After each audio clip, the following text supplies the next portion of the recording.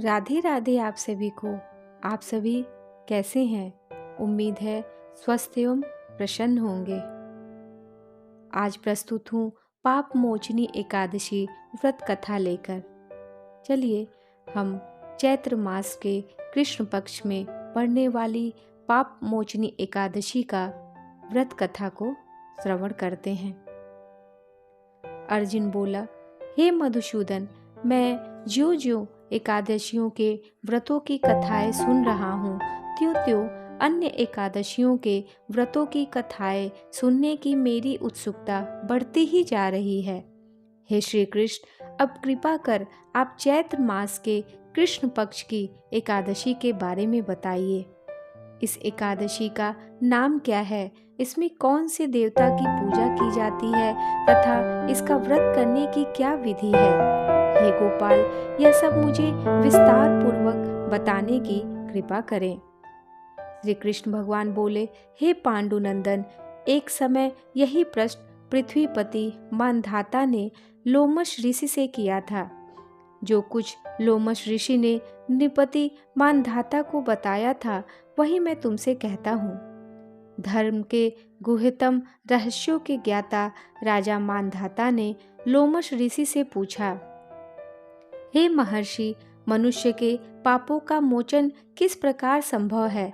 कृपा कर कोई ऐसा सरल उपाय बताएं जिससे सहज ही पापों से छुटकारा मिल जाए। लोमश ऋषि बोले, हे राजन, चैत्र मास के कृष्ण पक्ष की एकादशी का नाम पाप मोचनी है।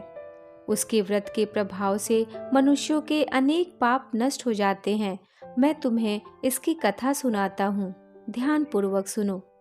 प्राचीन काल में चैत्र रथ नामक एक वन था। उसमें अप्सराएं किन्नरों के साथ विहार करती थीं।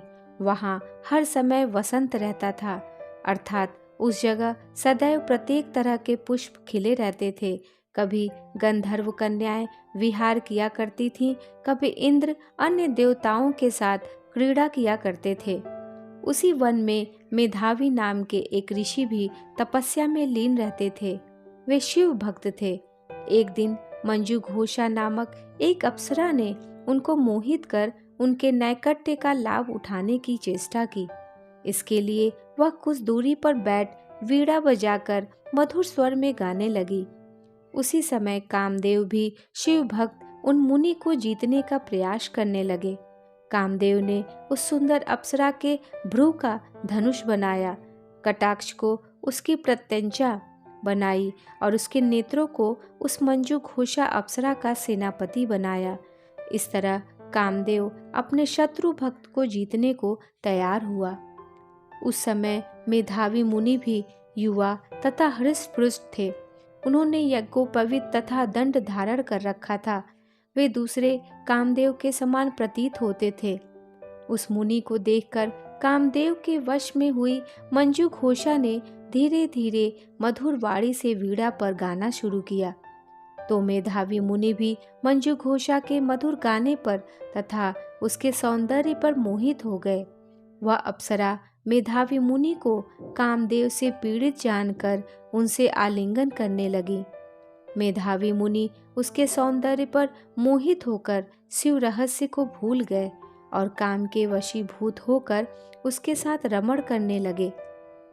उस मुनि को काम के वशीभूत होने के कारण उस समय दिन रात का कुछ भी ध्यान न रहा और बहुत समय तक वे रमण करते रहे।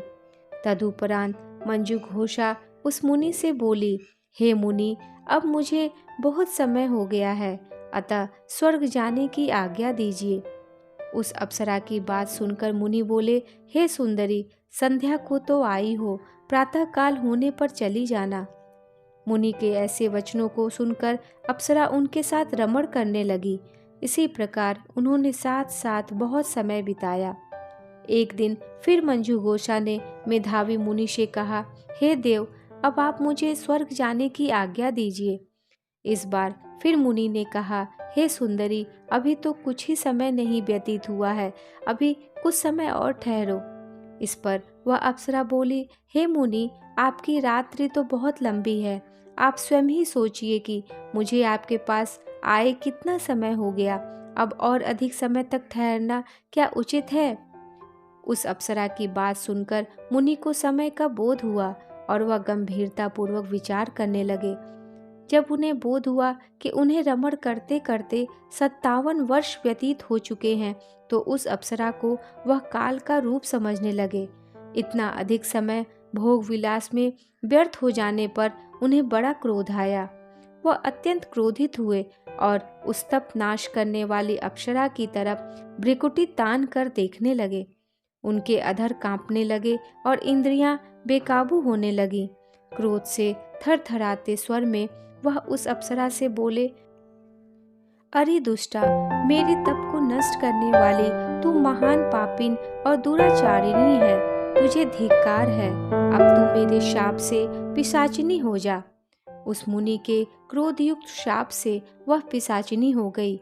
फिर व्यथित होकर बोली, हे मुनि, अब मुझ पर क्रोध को त्याग कर प्रसन्न होइए और कृपा करके बताइए कि इस शाप का निवारण किस प्रकार होगा।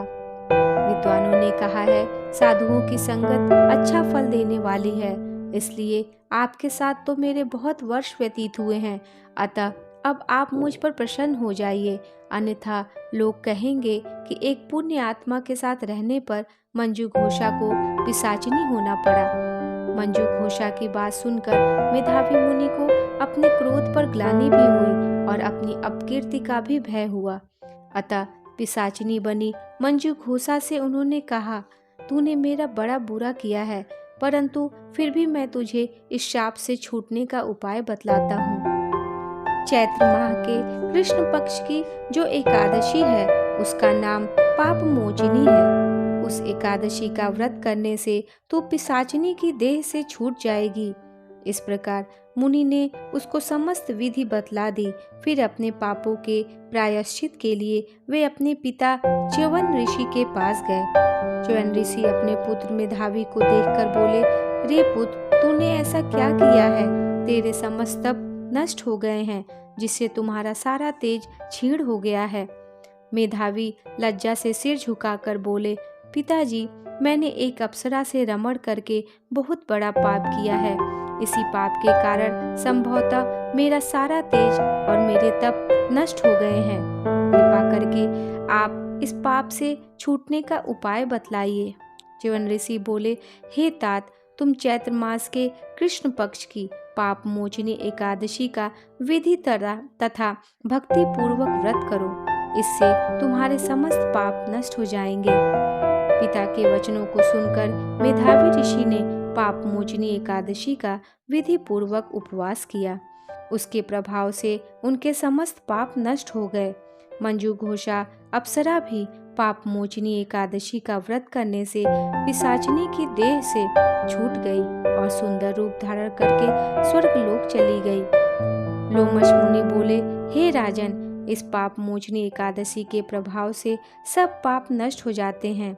इस एकादशी की कथा के श्रवण व पठन से 1000 गौ दान करने का फल मिलता है। इस व्रत के करने से ब्रह्म हत्या करने वाले, स्वर्ण चुराने वाले, मद्यपान करने वाले, अगम्य गमन करने वाले आदि पाप नष्ट हो जाते हैं और अंत में स्वर्गलोक की प्राप्ति होती है। इस कथा से स्पष्ट है कि देहजन्य आकर्षण अधिक समय तक नहीं रहता। देह के लोभ में पड़कर मेधावी ऋषि अपने तप संकल्प को भूल गए। इसे घोर अपराध माना जाता है, किंतु भगवान विष्णु की पाप मोचनी शक्ति इस घोर अपराध के पाप से भी सहज ही मुक्ति दिलाने में सक्षम है। जो प्राणी सत्कर्मों का संकल्प करके बाद में लोभ, लालच और भोग विलास के वशीभूत होकर अपने संकल्प से गिर जाते हैं, वे घोर नरक के अपराधी होते हैं। किंतु पाप मोचनी सभी पापों से मुक्त करके प्राणी को स्वर्ग का अधिकारी बना देती है। राधे राधे।